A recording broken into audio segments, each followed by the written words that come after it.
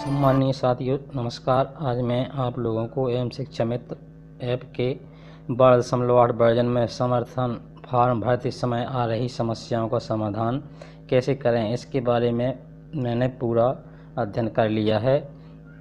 मैं आपकी समस्याओं का हल निकालने की कोशिश करूंगा। साथियों, हमारे कुछ शिक्षक साथियों ने कमेंट्स के माध्यम से और फ़ोन कॉल्स के माध्यम से मुझे अवगत कराया है। जो कमेंट्स इस प्रकार हैं। नंबर 1, यदि थर्ड पढ़ाते हैं तो क्या करें। नंबर 2, यदि कोई कक्षा 4 पढ़ाता है और अपडेटेड एवं शिक्षा मित्र में इस कक्षा का विकल्प या यह कक्षा प्रदर्शित नहीं हो रही है तो इस स्थिति में समर्थन भागीदारी फॉर्म कैसे भरा जाएगा। नंबर 3, कक्षा 1 से 5 तक का ऑप्शन कहाँ है। नंबर 4, यदि एक टीचर है तो कौन सी कक्षा सेलेक्ट करेगा।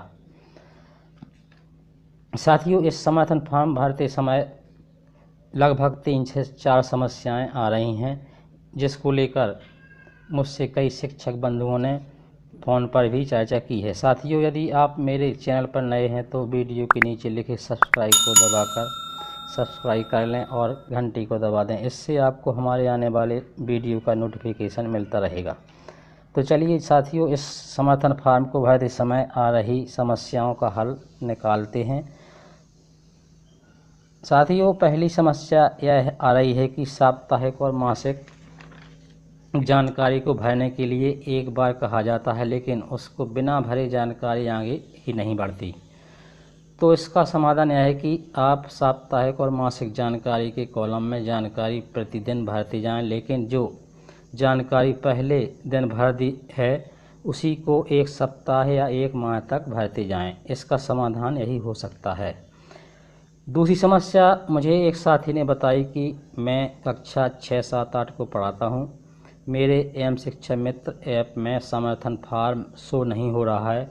मेरा विद्यालय कक्षा 1 से 10 तक एक परिसर एक शाला के अंतर्गत EPS के अंतर्गत आती है।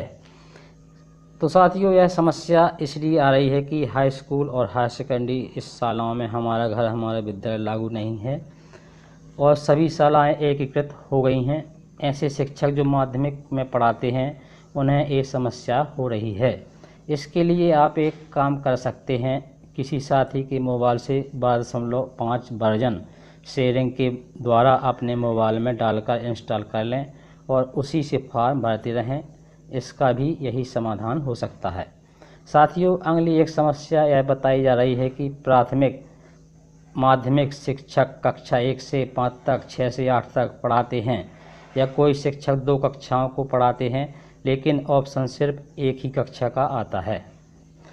तो साथियों, इसका समाधान यह है कि समर्थन फॉर्म एक ही कक्षा से भरते जाएं। अगली बार जब यह समर्थन अपडेट होगा तो सब समस्याओं का समाधान हो जाएगा। तब तक इसका हल यही हो सकता है।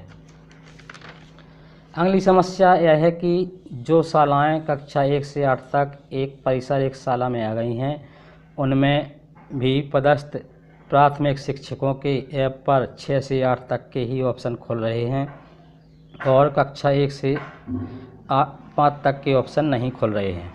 तो साथियों, इनके लिए 2 उपाय हैं।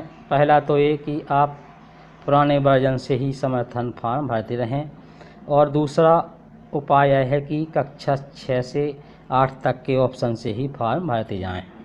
साथियों, इस ऐप में अभी और भी कई खामियां हैं, लेकिन इसको भरना अनिवार्य है। तो इसको इस तरीके से ही भरते जाएं तब तक कि इसमें सुधार नहीं हो जाता है। और एक समस्या यह भी है कि कक्षा 1, 2 में तरुण समूह में विद्यार्थी नहीं होते हैं, उसमें भी सभी बच्चों को अंकुर समूह में दर्ज करते जाएं। साथियों, मुझे आशा है कि सभी का समस्याओं का हल निकल आया होगा।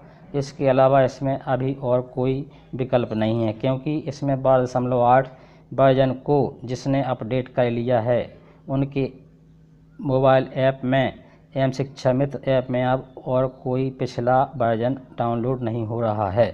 बार बार अपलोड करने के बाद भी 12.8 वर्जन अपलोड हो जाता है। तो साथियों, ये थी एवं शिक्षा मित्र 12.8 वर्जन की समस्याओं को मैंने अपने तरीके से समाधान किया है। और यदि कोई आपके पास समस्या हो तो आप नीचे कमेंट्स बॉक्स में लिखकर मुझे अवगत ज़रूर कराने का कष्ट करें। आज के लिए बस इतना ही, मिलते हैं अगली वीडियो में। नमस्कार साथियों।